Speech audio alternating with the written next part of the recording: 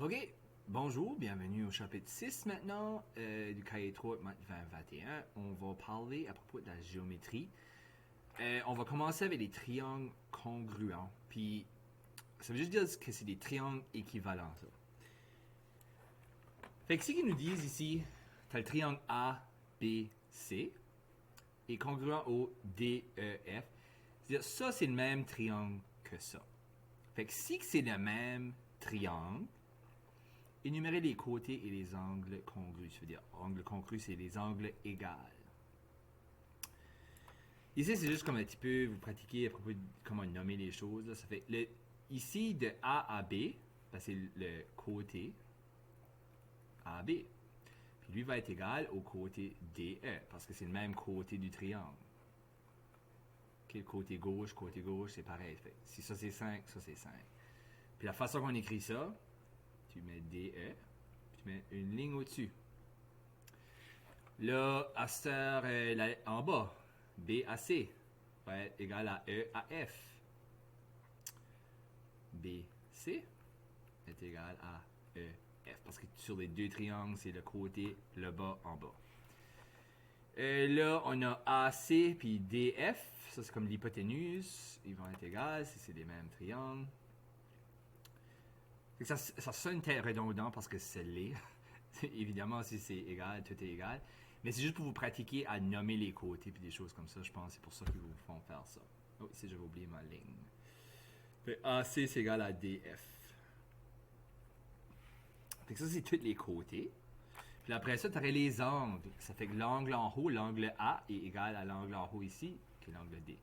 Fait angle A est égal à l'angle D. Puis là, angle B est égal à angle E. Puis angle C est égal à angle F. Fait que c'est ça, ici, B, 90 degrés là, 90 degrés là, ils sont égales. Là, le coin ici, puis le coin ici serait égal, C et F. Fait, énumérer les côtés, c'est juste ça qu'il faut la répondre ici. Là, on va vous montrer ici, il y a des lois pour dire si les triangles sont congrus. Si les longueurs des trois côtés, de nouveau, ça sonne redondant, mais en tout cas, vous allez voir qu'est-ce qu'on va faire avec ça. Les longueurs des trois côtés sont équivalentes. Fait ici, le triangle, vois-tu comment est-ce qu'ils font face un petit peu comme un par rapport à l'autre? Ben, si qu'on voit 5, 3, 4, puis c'est 5, 3, 4, si les côtés sont tous égaux, les triangles sont égaux. Ça veut dire on peut dire que le triangle ABC est congruent au triangle DFE. Si il y a deux côtés qui sont équivalents avec l'angle entre les deux côtés est aussi équivalent, là aussi, les triangles sont congrus. On n'a pas besoin de voir l'autre côté, on sait que l'autre côté va être pareil. Fait on a juste tout le temps besoin de trois indices. C'est trop qu'on a les trois côtés, ou qu'on a côté, angle, côté qu'ils appellent, ou on peut avoir angle, côté, angle, qui sont pareils. Puis là, on sait que le reste est tout pareil.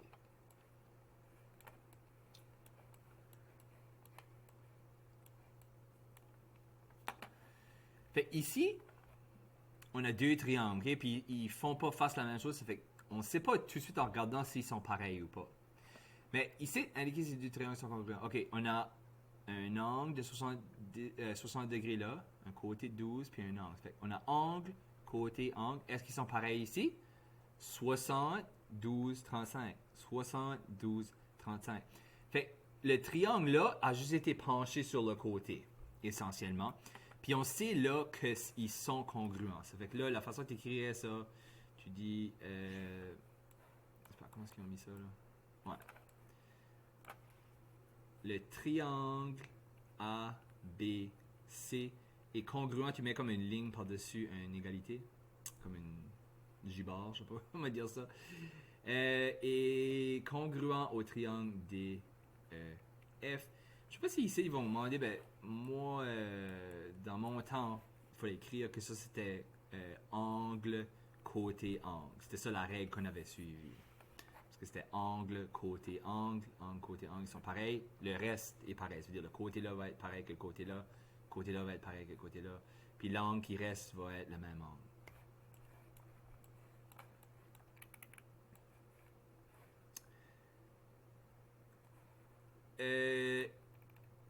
Ici, on ne peut pas dire qu'ils sont congruents. Puis la raison, c'est que l'angle ici est pareil que l'angle ici, pareil. Mais c'est qu'on a angle côté-côté. Puis ça, c'est pas une des lois qu'on a.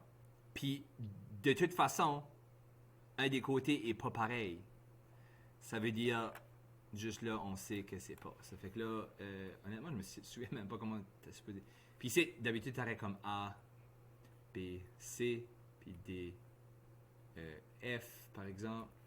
Puis le triangle A, B, C est pas congruent. Je sais pas comment d'autre écrire ça. Parce que la réponse c'est juste non. Ils sont pas congruents. Ça fait que là, t'arrêtes D, E, F. Là, ils sont pas congruents. Parce que premièrement, ça ne suit pas la loi, il n'y avait pas d'angle côté-côté. Puis de toute façon, le côté-là n'est pas équivalent à ce côté-là, ils sont pas pareils. Ça sonne comme évident, mais c'est ça, on peut le prouver avec les lois des triangles. Fait que ça, c'est les triangles congruents quand ils sont pareils, ok? Ils sont exactement pareils. Maintenant, on va parler des triangles semblables. Fait ici, ce qui arrive, c'est que les triangles, c'est comme si tu prends un triangle, puis tu le rapetisses ou tu l'agrandis, mais avec la même proportionnalité, ok? Ça fait que ça veut dire, c'est comme si que tu as le triangle là puis le triangle là. Soit, ok, il dit c'est semblable, parfait. Ça veut dire que le triangle ici est juste une petite version du triangle là. Ok? Les angles vont tous être pareils dans les triangles semblables. C'est juste que les longueurs vont s'allonger. Mais ils vont tous s'allonger en même temps pour faire un plus gros triangle. Mais les angles vont rester pareils pour te donner un triangle semblable. Qu'est-ce qu'on va faire avec ça? On va faire des proportions. Fait que là, on a deux triangles, puis il nous demande de trouver la mesure manquante. Fait que comme je vous ai dit, les côtés sont proportionnels dans les triangles semblables. Fait que eux autres, ils ont dit triangle ABC est semblable. C'est ça que la petite J-bar veut dire là. Est semblable à DEF. Ça veut dire, on sait que les triangles ici sont proportionnels. Fait on va avoir des côtés qui sont comme correspondants. Ça fait le côté ici va correspondre au côté ici, hein? Le côté ici va correspondre au côté ici. Puis l'hypoténuse ici, parce qu'on a des triangles rectangles, je pense. On n'est pas sûr, mais on va dire que c'est ça. Est correspondant avec le côté là. Puis ici, quand on voit, qu'est-ce qui se passe? Regarde, 6 à 3, ben 6 divisé par 2, ça donne 3. Hein? 8 divisé par 2, ça donne 4. Ça fait que quelque chose divisé par 2 va donner 5. On sait que c'est 10, mais je vais vous montrer mathématiquement comment est-ce qu'on trouve ça. Ça fait là, l'hypoténuse, je vais mettre mon x en premier, puis je vais le mettre sur le 5, parce que ça, c'est l'hypoténuse de l'autre triangle. Puis on va faire une égalité. Là, je pourrais utiliser 6 puis 3, ou je peux utiliser 8 puis 4. Ça ne dérange pas, ça va trouver la même réponse. Peut-être que je le ferai juste pour vous montrer. Fait que le x est en haut, qu'est-ce qu'on va utiliser? Moi, je vais utiliser le 8. Fait que je vais mettre 8 en haut. Okay, parce que le 8 est avec le x dans le même triangle. Ça va en haut. En bas, le 5 qui est ici correspond... c'est pas une minute. X correspond à 5. Oui, excuse-moi. So 8, on va le mettre avec 4. C'est mélangé pas de seconde. Puis là, qu'est-ce qu'on fait? Notre vieille amie, la multiplication croisée. Ça fait que ça fois ça divisé par ça. 5 fois 8 divisé par 4, ça donne 10. Puis ça, on avait dit tantôt, on savait que ça allait être 10 là. Fait que ça, la valeur manquante ici est 10. Maintenant, comme je vous ai promis, je peux mettre x sur 5. Puis là, je peux mettre aussi, je peux mettre 6 sur 3. Je peux faire d'autres rapports. 5 fois 6 divisé par 3, ça donne encore 10. Et vous voyez, ça ne dérange pas quel que j'utilisais, je l'ai trouvé 10. Peu importe parce qu'ils sont tous proportionnels. Ici, je pourrais même écrire égal à 6 sur 3. C'est tout équivalent ça. Fait que là, ils disent trouver la valeur x de la paire de triangles semblables suivante. Fait qu'on a deux triangles. Le côté gauche ici va avec le côté gauche là. La base là va avec la base là. Fait que si je fais ça, regarde, je vais mettre 10 sur x égale à 8 sur 4. 10 sur x, parce que c'est le même côté sur les triangles semblables. Puis là, 8 sur 4, qui est la base des triangles semblables. Encore, multiplication croisée, 4 fois 10, 4 fois 10 divisé par 8, ça va donner 5. Fait que la valeur manquante ici serait 5.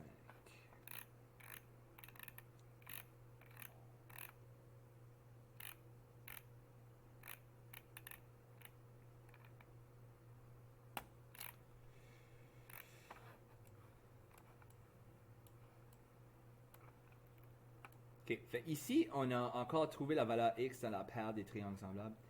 Ici, vous allez peut-être paniquer et dire, mais qu'est-ce qui se passe, le triangle à l'envers?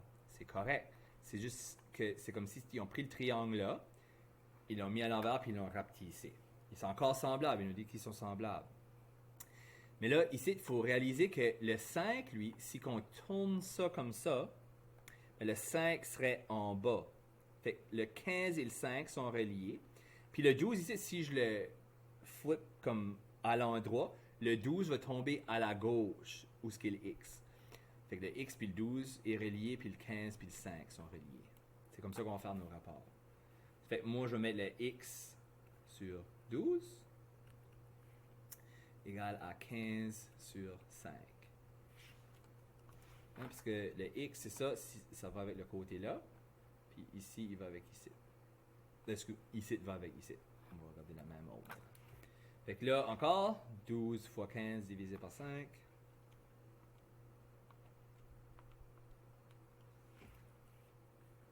Ça donne 36.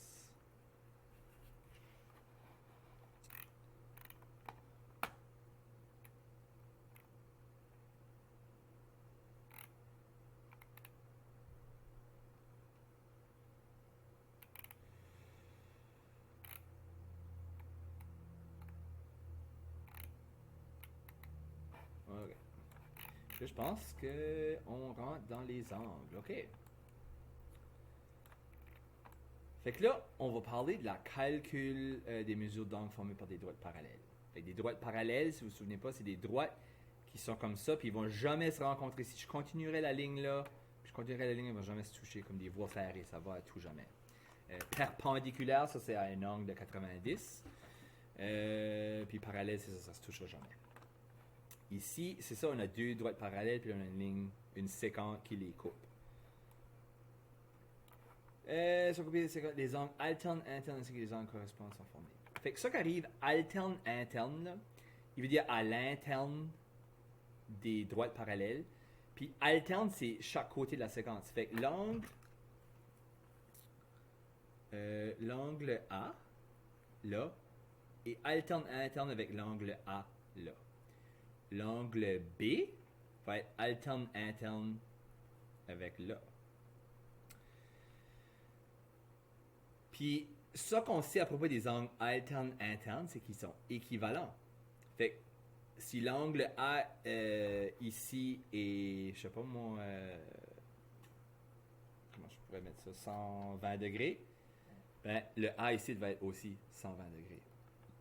Si le B ici est, je sais pas moi, 45 degrés, ça va être 45 degrés là aussi. Je donne juste des chiffres, là, c'est pas vraiment ça que c'est. OK. Là, les angles correspondants, eux autres, ça serait comme si j'aurais l'angle A ici, il est correspondant avec l'angle A là. Puis, ils vont être pareils.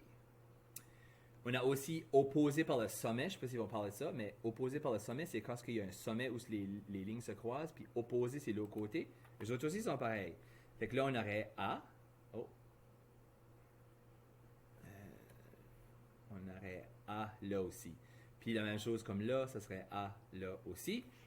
Puis on voit encore alterne, interne, c'est aussi pareil. Ça fait que tous les angles ici seraient pareils. Puis là, si j'aurais B ici, ben, le correspondant serait B là. Fait, si vous regardez, c'est comme si on a un 4 points ici, puis 4 points là. Fait, le coin en bas à droite, puis le coin en bas à droite serait pareil. Même chose en haut, on aurait des correspondants ici, qui seraient aussi pareils. Là, on voit qu'on peut juste avoir un angle, puis on peut tout trouver les autres angles quand on a une figure comme ça.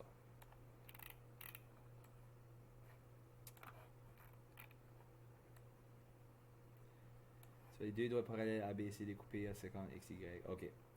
Trouvez la mesure des angles suivants en donnant la raison. DNM. DNM. Là, ils veulent savoir l'angle ici. Puis l'angle ici, ben, ça va être 35 degrés là aussi. Parce que c'est alterne interne. Et je vais écrire à 35 degrés. Alterne. Oh, c'est pas ça que je vais écrire. Alterne. Interne. La B, DNY. DNY. Ça, ici, ça va être 180 moins 35. Parce qu'ici, il faut que ça s'aille 180 pour la ligne là. Ça veut dire 180 moins le 35, c'est ça qui va rester là. Fait que ça donne ça, 180 moins 35, 145. Puis là, ça, qu'est-ce qu'on appelait ça, là, les angles supplémentaires.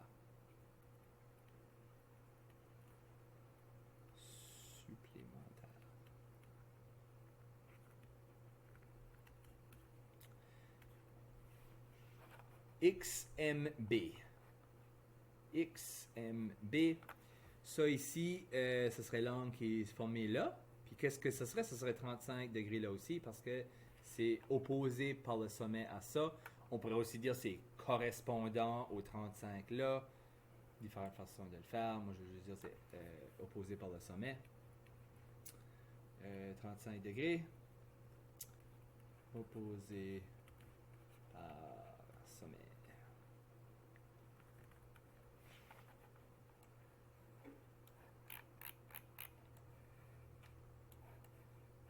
Okay, un dernier ici. Sur la figure suivante, trouvez la mesure de chaque angle inconnu. OK, il faut trouver X, Y et Z. X, il est en face de 130, ça va être 130.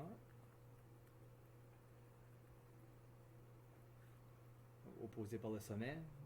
Y. Y ici est correspondant, parce que si tu regardes ici, les quatre coins, là, c'est en haut à gauche. Y ici, c'est en haut à gauche. Puis tu peux voir, l'ouverture est pareille. Tu peux le voir visuellement, vraiment. Ça fait qu'ici aussi, ça va être 130 degrés, à cause des angles correspondants. Le Z ici, on va faire... si ça c'est 130, le Y était 130, ben, ça qui va rester ici, ça va être 180 moins 130.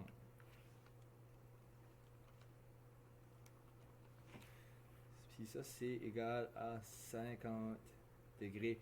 Ça c'est des angles supplémentaires. Parce que sur une ligne droite, il faut que ça fasse 180 en tout. J'espère que vous avez suivi la logique là. Faites sûr d'aller faire les problèmes pratiques. Puis c'est ça. On se voit dans la prochaine leçon.